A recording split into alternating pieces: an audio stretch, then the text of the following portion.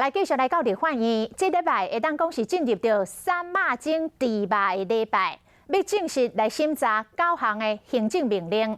调也是展开着交锋，早起先来召开着公听会，卫福部长陈时中亲身上阵，针对有名医来批评讲，政府若感觉食三马精的美国猪食袂死人，那也无爱提倡来食家爪咧。陈时中回应讲，安尼讲伤过恶霸咯。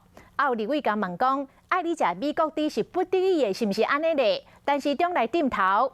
另外，这个国民党嘛透露讲，每年的8月要透过公投来否决3万斤的美国猪进口台湾。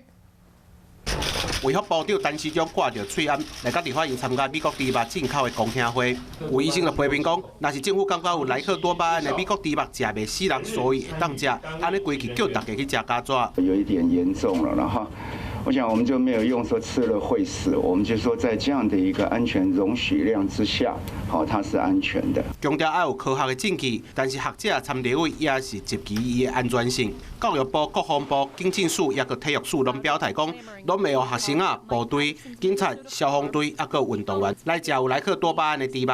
但市长嘛讲，每一个单位家己会当选择。要你吃是不得已的，对吧？你点头摇头，对不对？